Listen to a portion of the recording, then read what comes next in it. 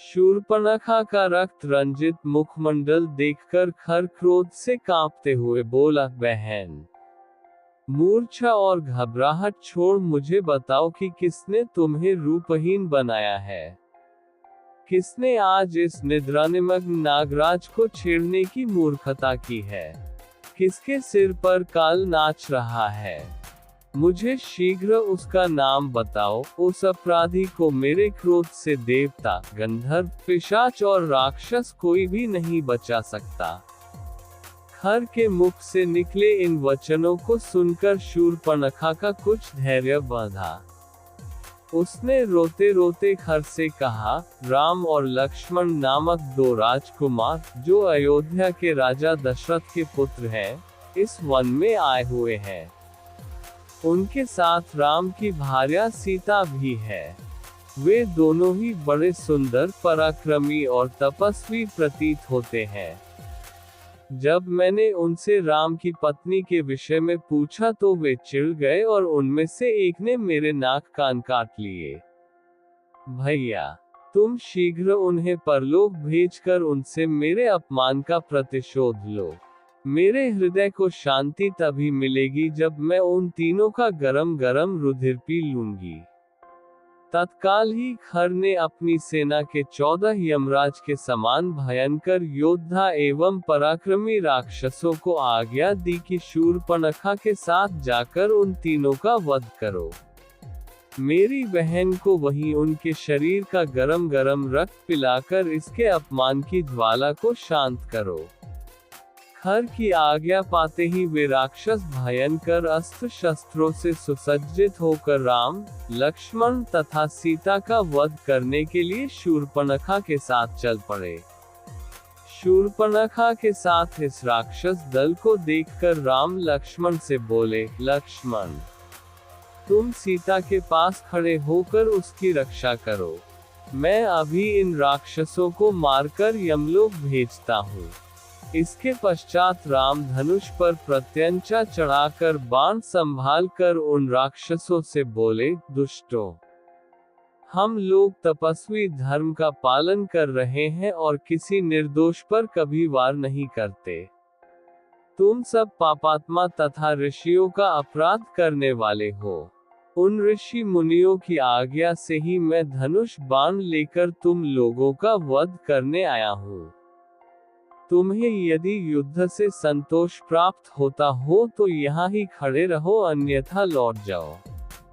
उन राक्षसों ने एक साथ राम पर अपने शस्त्रों से आक्रमण कर दिया। प्रत्युत्तर में राम ने एक साथ 14 बाण छोड़े, जिन्होंने उनकी छातियों में घुसकर उनके प्राणों का हरण कर लिया। वे भूमि पर गिरकर तड़पने लगे और मृत्यु को प्राप्त हुए। सभी राक्षसों के इस प्रकार मर जाने पर शूर्पणखा रोती बिलखती खर के पास जाकर बोली, उन सब राक्षसों को अकेले राम ने ही वध कर डाला। वे सब मिलकर भी उसका कुछ न कर सके। मुझे तो प्रतीत होता है कि तुम महासम में सबल होने के बाद भी राम के सामने युद्ध में नहीं ठहर सकोगे। यदि तुम स्वयं को शूरवीर समझते हो तो तुम अपनी संपूर्ण शक्ति लगाकर उससे युद्ध करो। यदि तुमने शत्रुघाती राम का वध नहीं किया तो मैं तुम्हारे समक्ष ही आत्महत्या करके अपना प्राण त्याग दूंगी। शूर्पणखा के द्वारा इस प्रकार तिरस्कृत होने पर खर ने क्रोधित होकर कहा, शूर्पणखे, तू व्यर्थ ही भयभीत होकर आत्महत्या करने का प्रलाप कर रही है। मैं तत्काल जाकर उन दोनों भाइयों का वध कर डालूंगा। मेरे समक्ष उनका तेज वैसे ही है जैसे कि सूर्य के सामने जुगनू। तू अकारण चिंता करना त्याग दे। शूर्पणखा को सांत्वना देकर खर अपनी विशाल सेना, जिसमें 14 सहस्त्र विकट योद्धा थे, को साथ लेकर राम से संग्राम करने के लिए तीव्र गति से चला।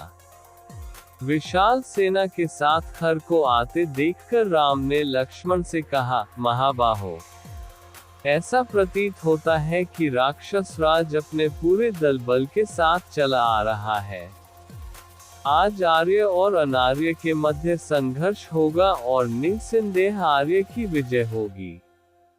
तुम सीता की रक्षा के लिए उसे साथ लेकर शीघ्र ही किसी गुफा में चले जाओ ताकि मैं निश्चिंत होकर युद्ध कर सकूं। लक्ष्मण ने तत्काल अपने अग्रज की आज्ञा पालन किया। वे सीता को लेकर पर्वत की एक अंधेरी कंदरा में चले गए। अभेद्य कवच धारण करके राम युद्ध के लिए तैयार हो गए। देवता, यक्ष, किन्नर, गंधर्व आदि सभी राम की विजय के लिए परमात्मा से इस प्रकार प्रार्थना करने लगे कि हे त्रिलोकीनाथ, वीर पराक्रमी रामचंद्र को इतनी शक्ति प्रदान करो कि उनके हाथों गौ, ब्राह्मणों तथा ऋषि मुनियों को अनेक प्रकार से कष्ट देने वाले राक्षसों का नाश हो सके। राक्षसों की सेना ने राम को चारों ओर से घेर लिया तथा आक्रमण की तैयारी करने लगे। राम ने भीषण विनाश करने वाली अग्नि बाण छोड़ दिया जिससे राक्षस हाहाकार करने लगे। राम तत्परता के साथ राक्षसों के द्वारा छोड़े गए बाणों को अपने बाणों से आकाश में ही काटने लगे। इस पर राक्षसों ने अत्यंत क्रोधित होकर एक साथ बाणों की वर्षा करना आरंभ कर दिया और राम चारों ओर से उनके बाणों से आच्छादित हो गए। राम ने अपने धनुष को मंडलाकार करके अद्भुत हस्त लाघव का प्रदर्शन करते हुए बाणों को छोड़ना आरंभ कर दिया जिससे राक्षसों के बाण कट कट कर भूमि पर गिरने लगे। ये ज्ञात ही नहीं हो पाता था कि कब उन्होंने तर्कस से बाण निकाला, कब प्रत्यंचा चढ़ाए और कब बाण छूटा।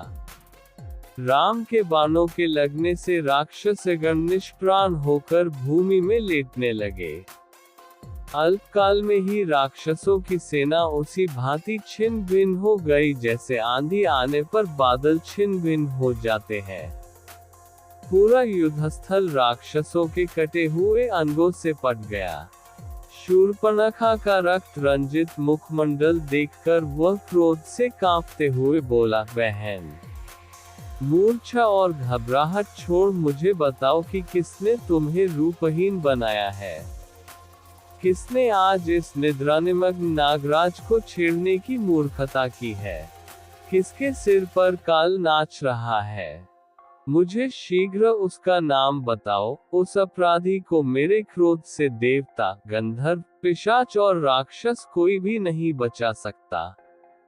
खर के मुख से निकले इन वचनों सुनकर शूर्पणखा का कुछ धैर्य बांधा। उसने रोते रोते खर से कहा, राम और लक्ष्मण नामक दो राजकुमार, जो अयोध्या के राजा दशरथ के पुत्र हैं, इस वन में आए हुए हैं। उनके साथ राम की भार्या सीता भी है। वे दोनों ही बड़े सुंदर, पराक्रमी और तपस्वी प्रतीत होते हैं। जब मैंने उनसे राम की पत्नी के विषय में पूछा तो वे चिढ़ गए और उनमें से एक ने मेरे नाक कान काट लिए। भैया, तुम शीघ्र उन्हें परलोक भेजकर उनसे मेरे अपमान का प्रतिशोध लो। मेरे हृदय को शांति तभी मिलेगी जब मैं उन तीनों का गरम गरम रुधिर पी लूंगी। तत्काल ही खर ने अपनी सेना के 14 यमराज के समान भयंकर योद्धा एवं पराक्रमी राक्षसों को आज्ञा दी कि शूर्पणखा के साथ जाकर उन तीनों का वध करो। मेरी बहन को वहीं उनके शरीर का गरम गरम रक्त पिलाकर इसके अपमान की ज्वाला को शांत करो। खर की आज्ञा पाते ही वे राक्षस भयंकर अस्त्र शस्त्रों से सुसज्जित होकर राम, लक्ष्मण तथा सीता का वध करने के लिए शूर्पणखा के साथ चल पड़े। शूर्पणखा के साथ इस राक्षस दल को देखकर राम लक्ष्मण से बोले, लक्ष्मण, तुम सीता के पास खड़े होकर उसकी रक्षा करो। मैं अभी इन राक्षसों को मारकर यमलोक भेजता हूँ। इसके पश्चात राम धनुष पर प्रत्यंचा चढ़ाकर बाण संभाल कर उन राक्षसों से बोले, दुष्टों, हम लोग तपस्वी धर्म का पालन कर रहे हैं और किसी निर्दोष पर कभी वार नहीं करते। तुम सब पापात्मा तथा ऋषियों का अपराध करने वाले हो। उन ऋषि मुनियों की आज्ञा से ही मैं धनुष बाण लेकर तुम लोगों का वध करने आया हूँ। तुम्हें यदि युद्ध से संतो प्राप्त होता हो तो यहाँ ही खड़े रहो, अन्यथा लौट जाओ। उन राक्षसों ने एक साथ राम पर अपने शस्त्रों से आक्रमण कर दिया। प्रत्युत्तर में राम ने एक साथ 14 बाण छोड़े, जिन्होंने उनकी छातियों में घुसकर उनके प्राणों का हरण कर लिया। वे भूमि पर गिरकर तड़पने लगे और मृत्यु को प्राप्त हुए। सभी राक्षसों के इस प्रकार मर जाने पर शूर्पणखा रोती बिलखती खर के पास जाकर बोली, उन सब राक्षसों को अकेले राम ने ही वध कर डाला। वे सब मिलकर भी उसका कुछ न कर सके। मुझे तो प्रतीत होता है कि तुम महासम में सबल होने के बाद भी राम के सामने युद्ध में नहीं ठहर सकोगे। यदि तुम स्वयं को शूरवीर समझते हो तो तुम अपनी संपूर्ण शक्ति लगा कर उससे युद्ध करो। यदि तुमने शत्रुघाती राम का वध नहीं किया तो मैं तुम्हारे समक्ष ही आत्महत्या करके अपना प्राण त्याग दूंगी। शूर्पणखा के द्वारा इस प्रकार तिरस्कृत होने पर खर ने क्रोधित होकर कहा, शूर्पणखे, तू व्यर्थ ही भयभीत होकर आत्महत्या करने का प्रलाप कर रही है। मैं तत्काल जाकर उन दोनों भाइयों का वध कर डालूंगा। मेरे समक्ष उनका तेज वैसे ही है जैसे कि सूर्य के सामने जुगनू। तू अकारण चिंता करना त्याग दे। शूर्पणखा को सांत्वना देकर खर अपनी विशाल सेना, जिसमें 14 सहस्त्र विकट योद्धा थे, को साथ लेकर राम से संग्राम करने के लिए तीव्र गति से चला। विशाल सेना के साथ खर को आते देखकर राम ने लक्ष्मण से कहा, महाबाहो, ऐसा प्रतीत होता है कि राक्षस राज अपने पूरे दल बल के साथ चला आ रहा है। आज आर्य और अनार्य के मध्य संघर्ष होगा और निस्संदेह आर्य की विजय होगी। तुम सीता की रक्षा के लिए उसे साथ लेकर शीघ्र ही किसी गुफा में चले जाओ ताकि मैं निश्चिंत होकर युद्ध कर सकूं। लक्ष्मण ने तत्काल अपने अग्रज की आज्ञा पालन किया। वे सीता को लेकर पर्वत की एक अंधेरी कंदरा में चले गए। अभेद्य कवच धारण करके राम युद्ध के लिए तैयार हो गए। देवता, यक्ष, किन्नर, गंधर्व आदि सभी राम के विजय के लिए परमात्मा से इस प्रकार प्रार्थना करने लगे कि हे त्रिलोकीनाथ, वीर पराक्रमी रामचंद्र को इतनी शक्ति प्रदान करो कि उनके हाथों गौ, ब्राह्मणों तथा ऋषि मुनियों को अनेक प्रकार से कष्ट देने वाले राक्षसों का नाश हो सके। राक्षसों की सेना ने राम को चारों ओर से घेर लिया तथा आक्रमण की तैयारी करने लगे। राम ने भीषण विनाश करने वाली अग्नि बाण छोड़ दिया, जिससे राक्षस हाहाकार करने लगे। राम तत्परता के साथ राक्षसों के द्वारा छोड़े गए बाणों को अपने बाणों से आकाश में ही काटने लगे। इस पर राक्षसों ने अत्यंत क्रोधित होकर एक साथ बाणों की वर्षा करना आरंभ कर दिया और राम चारों ओर से उनके बाणों से आच्छादित हो गए। राम ने अपने धनुष को मंडलाकार करके अद्भुत हस्त लाघव का प्रदर्शन करते हुए बाणों को छोड़ना आरंभ कर दिया, जिससे राक्षसों के बाण कट कट कर भूमि पर गिरने लगे। ये ज्ञात ही नहीं हो पाता था कि कब उन्होंने तर्कस से बाण निकाला, कब प्रत्यंचा चढ़ाए और कब बाण छूटा। राम के बाणों के लगने से राक्षसगण निष्प्राण होकर भूमि में लेटने लगे। अल्पकाल में ही राक्षसों की सेना उसी भांति छिन्न भिन्न हो गई जैसे आंधी आने पर बादल छिन्न भिन्न हो जाते हैं। पूरा युद्धस्थल राक्षसों के